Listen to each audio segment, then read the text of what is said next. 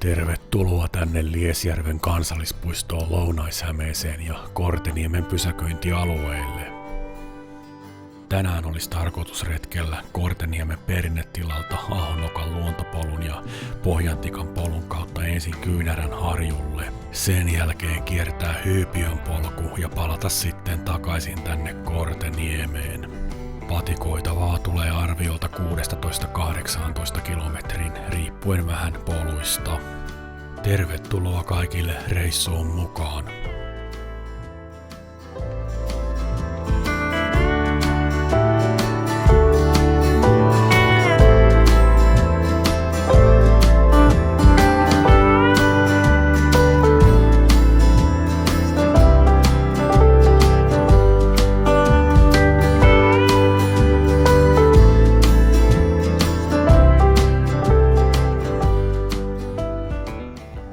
Korteniemen perinnetilalla aika on pysähtynyt ja siellä toimitaan 1910-luvun mukaisesti.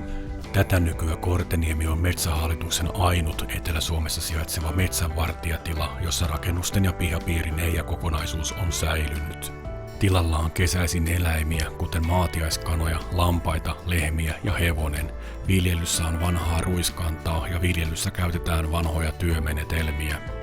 Kesäaikaan oppaat hoitavat tilan askareita, mutta myös kävijät saavat niin halutessaan osallistua. Tilalla järjestetään myös talkoo- ja tapahtumapäiviä.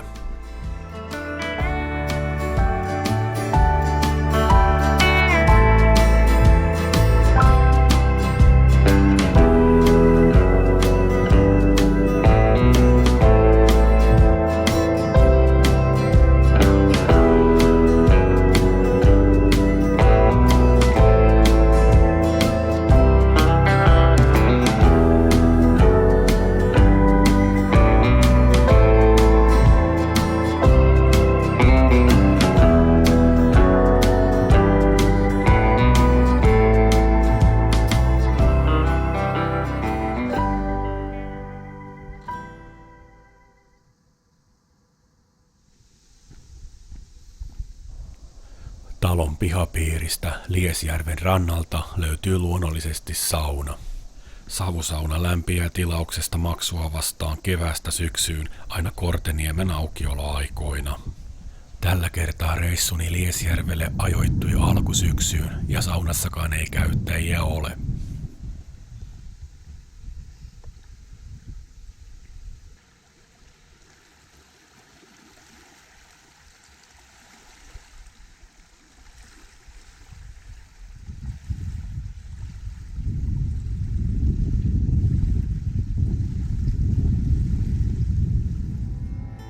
Reitille lähdetään pihapiirissä sijaitsevien ja jo aikaisemmin kuvaamieni riihen ja makasiinin takaa.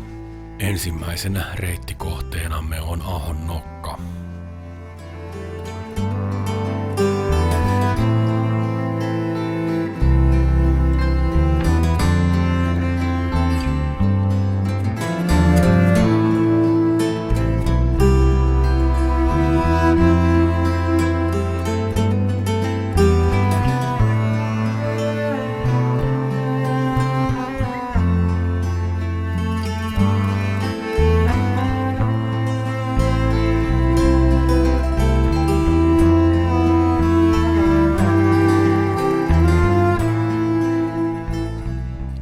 Ahonnokan sammallinen aarnimetsä on osa puiston vanhinta metsää ja kuuluu siihen osaan kansallispuistosta, joka perustettiin jo vuonna 1956.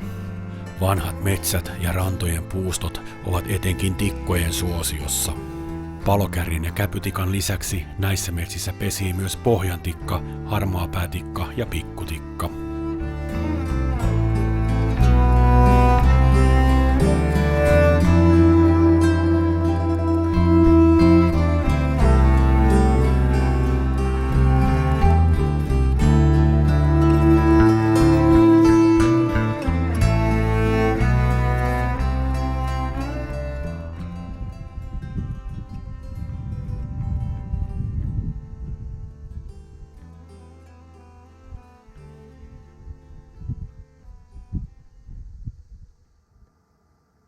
Liesjärven metsistä lähes puolet on kuusivaltaisia. Rantaviivaa puiston alueelta taas löytyy lähes 50 kilometriä. Rikkaan linnuston ohella puistossa pesii muun muassa liito-orava. Vuonna 2017 kansallisperhoseksi valittu paatsamasinisiipi on niin ikään tuttu näky. Nisäkkäistä voidaan mainita muun muassa karhu ja ilves, ja onpa täällä joskus jopa susiakin nähty. Monet perinneympäristön lajit taas hyötyvät niittämisestä ja laiduntamisesta, ja laitumia täällä kyllä riittää. Otetaan seuraavaksi kohteeksi pitkä kärki ja katsotaan mitä reitille oikein osuu.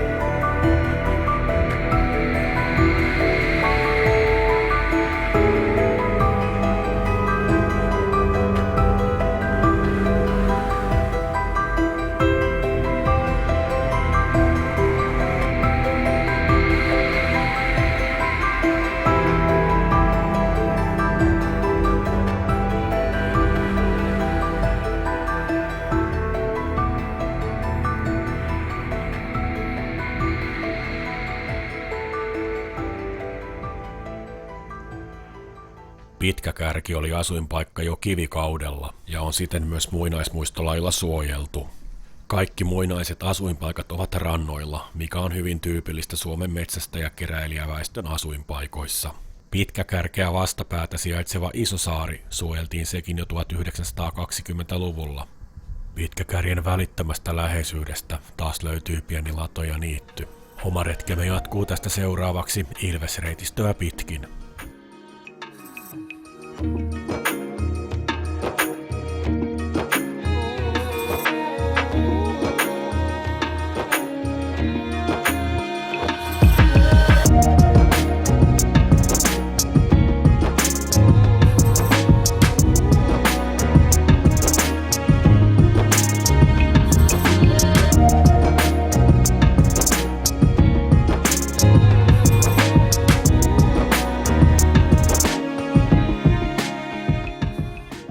Polut ovat Liesjärvellä paikoin juurakkoisia ja myrskyn kaatamia puita on paljon.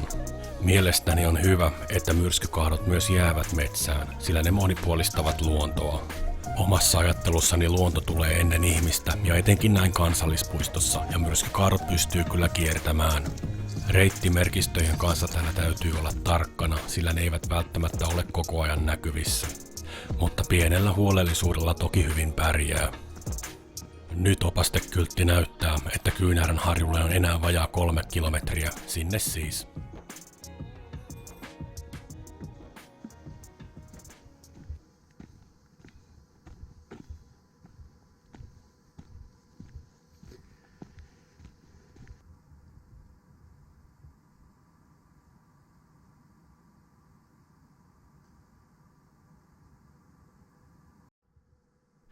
Puiden juurakoista ja isoista siirtolohkareista muodostuu välillä todellisia taideteoksia. Harmi, että tästä päivästä tuli pilvinen, vaikka Forecan ennustus näytti vielä eilen aurinkoista. Auringon valo ja metsän langettamat varjot tekevät metsästä aina niin satumaisen, ja ainakaan itselleni luontokokemus ei ole niin täydellinen, mikäli ne elementit puuttuvat. En pidä itse lainkaan talvesta, ja olen taipuvainen schopenhauerilaiseen ajatteluun. Pilvinen sää saakin jo mielen matalaksi ja kertoo minulle siitä, että talvi on taas tulossa.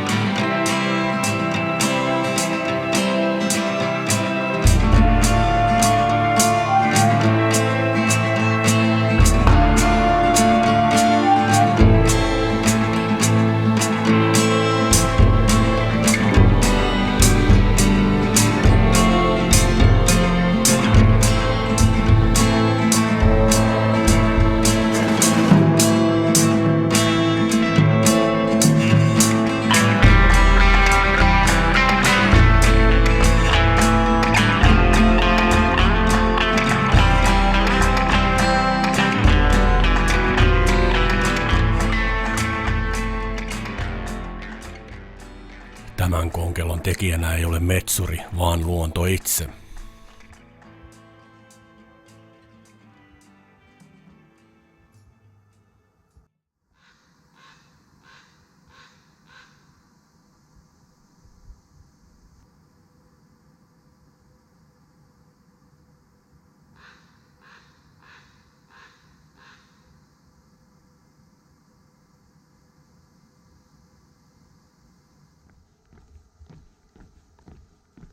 Lähestyttäessä Kopinlahtea tulee eteen vielä muutama pitkos ja puinen silta.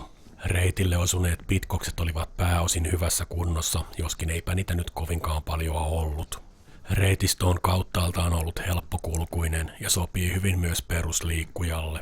Suuria korkeuseroja ei ainakaan toistaiseksi ole ollut, toisin kuin esimerkiksi Helvetinjärvellä ja Isojärvellä.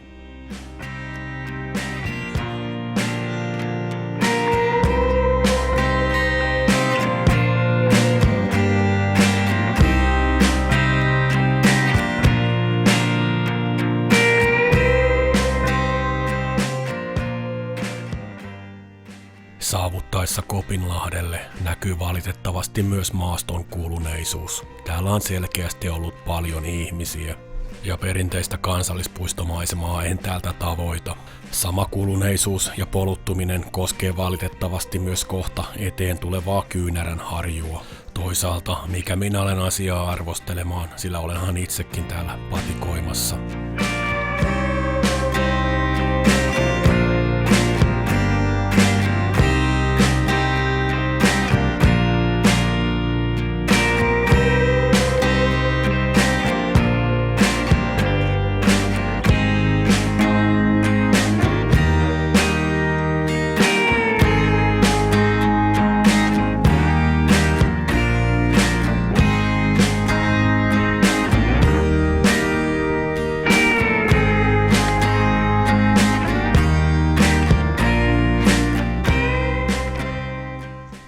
Liesjärven tunnetuin nähtävyys on Kyynäränharju. Noin kilometrin mittainen harju erottaa Kyynärä ja Liesjärven toisistaan. Järvet ovat yhteydessä ainoastaan noin parin metrin matkalta, jonka ylitse menee silta. Kapea harju on jääkauden aikainen taidonnäyte, joka muotoutui jään sulaessa.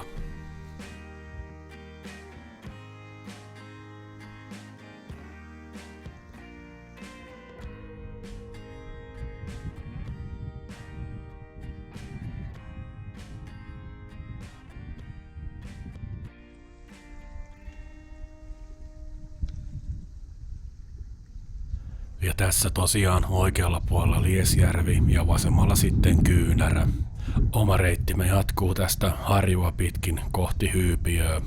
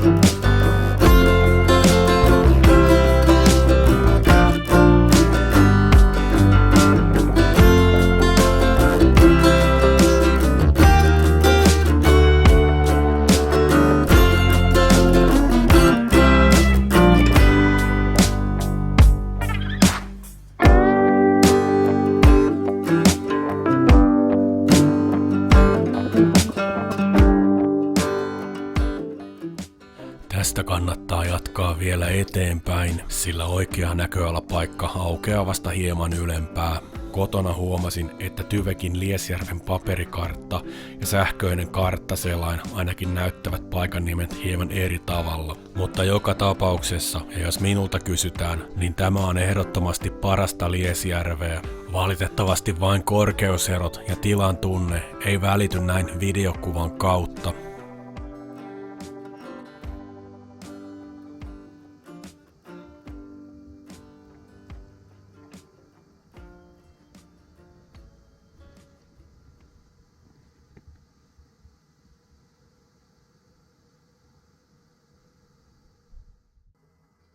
Seuraavaksi onkin aika jo syödä retkieväät, joita tänään edustaa leipä, banaani ja proteiinipiirtelö sekä energiajuoma.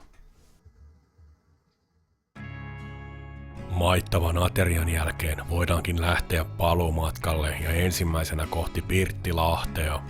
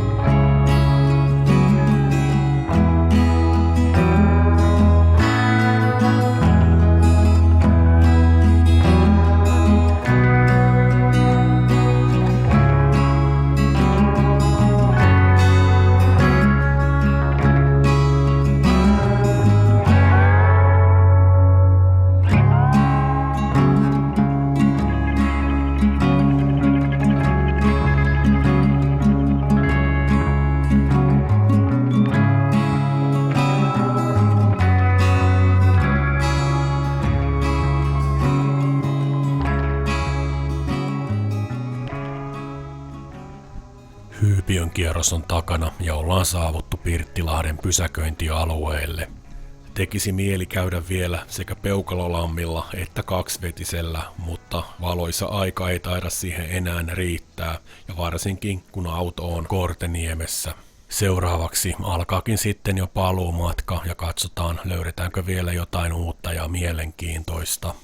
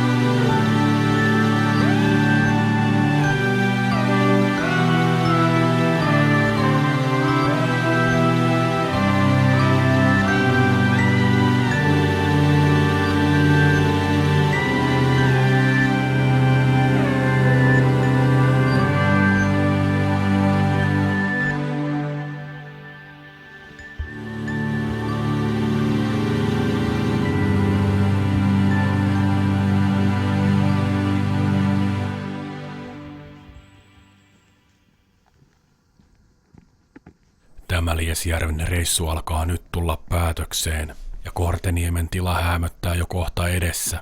Parasta reissussa oli Hyypiökallio, Korteniemen tila ja Ahon nokka. Kyynärän harju jäi jostain syystä minulle vähän vaisuksi. Ehkä siksi, että siellä näkyi jo vähän liikaa ihmisen jälki. Myös sää ei ollut harjumaisemien katseluun se paras mahdollinen. Mutta ehkä palaan tänne vielä kerran uudelleen ja käyn katsomassa nyt ainakin sen Peukalolammin ja Kaksivetisen. Niissä kummassakaan en ole koskaan aikaisemmin nimittäin käynyt. Reissu alkaa nyt tulla päätökseen ja patikoitua tuli yhteensä vähän yli 18 kilometriä. Huomenna olisi tarkoitus lähteä vielä 7 vetämään 20 kilometrin lenkki, josta teen sitten myös kanssa videon. Sitä en osaa sanoa, koska se oikein tulee. Toivotaan, että keli on tällä kertaa aurinkoinen. Minä kiitän tässä välissä oikein paljon kaikkia tämän videon katsojia. Ja hei, jos tykkäsit videosta, niin aina voit laittaa sen yläpeukun. Kanavaltani löytyy myös muita patikkahenkisiä videoita, vaikka ne eivät kanavan pääsisältö olekaan. Ei muuta kuin seuraavaan videoon. Hei hei!